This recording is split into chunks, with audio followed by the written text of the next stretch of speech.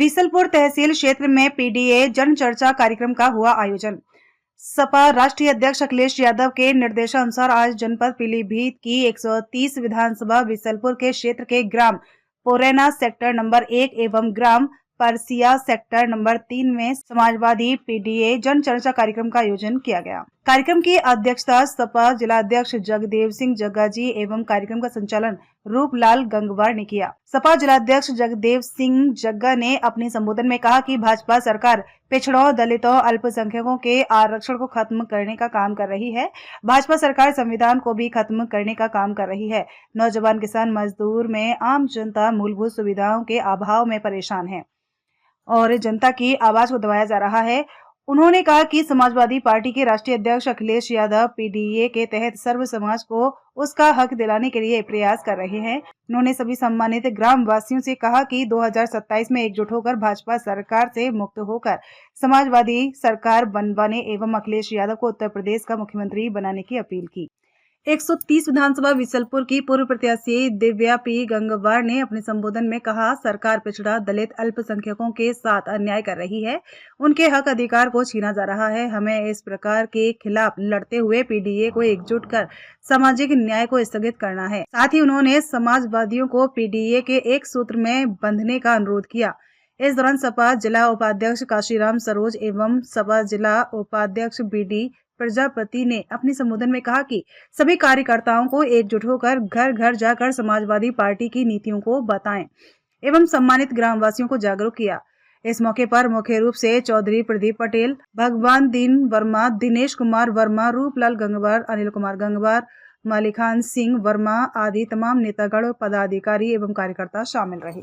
हमारे पीलीभीत जिले के भी 3-4 लोग उसमें मारे गए थे। 123 लोगों की भगदड़ मचने से वह मौत हो गई थी। तो अखिलेश यादव जी ने हर परिवार के यानी 123 परिवारों को 1-1 लाख रुपए दिए थे, जो कि हमारे माननीय जिलाध्यक्ष जी के हाथों से उन्हें दिया गया था चेक। और जो मौजूदा सरकार है, इन्होंने जो चेक दिए थे वो कई चेक बाउंस हुए, अपने जिले के चेक बाउंस हुए। कई जब वो बात अखबारों में निकली, हाईलाइट हुई, तब जाकर के संज्ञान लिया गया, तब उसको चेक का पैसा मिला।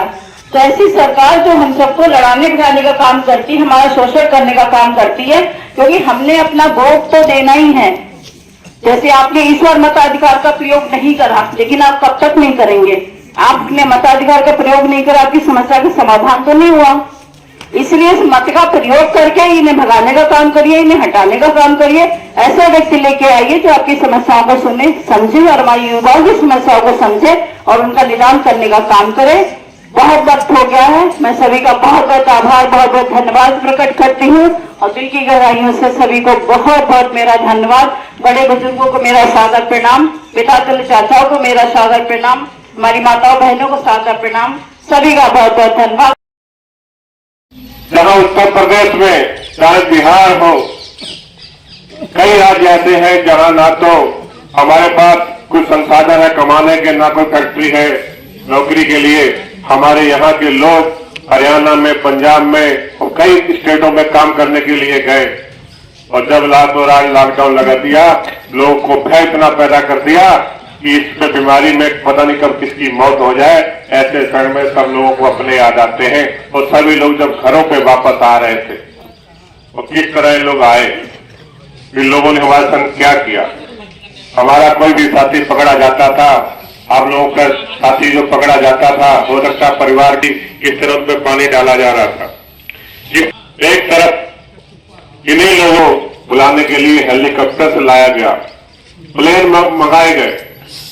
अभी जो है बहुत बड़े उद्योगपति की शादी थी, उनके परिवार में शादी थी और गुजरात में जो है इंटरनेशनल एयरपोर्ट भी बना दिया गया। आप लोगों से क्या कहा गया? आप लोगों से कहा गया आप तालियां और थालियां बजा दीजिए, कोरोना भाग जाएगा। आए नहीं गए? बताइए।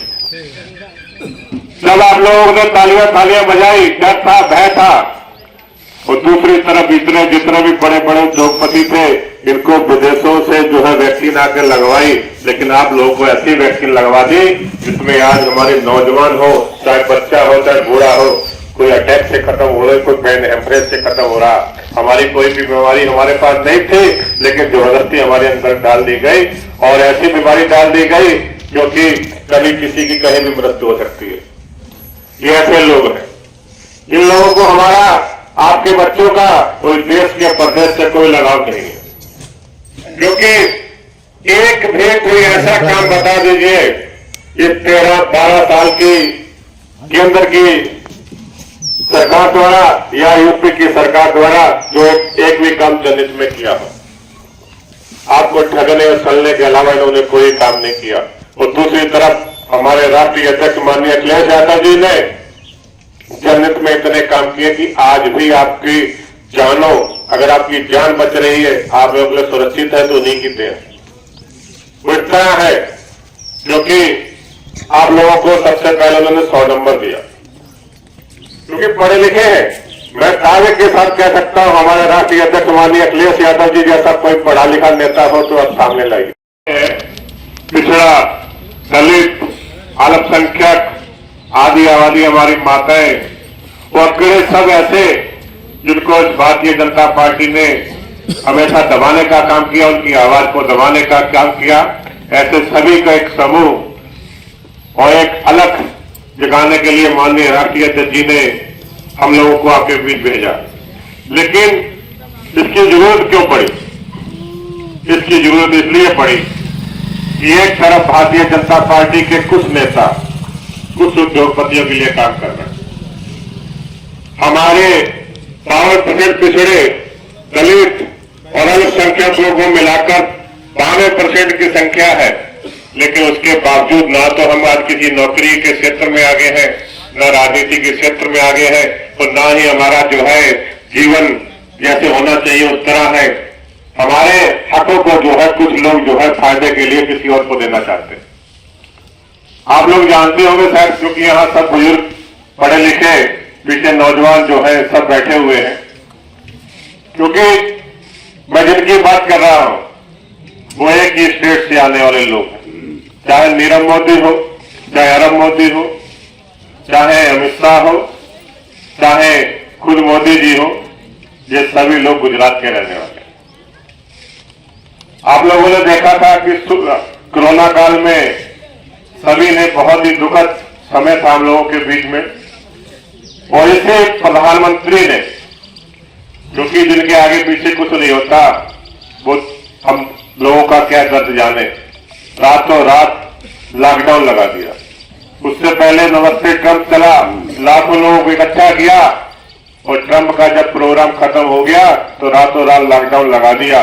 बीमारी पूरे देश में फैलाने के बाद उन्होंने लॉकडाउन लगा दिया।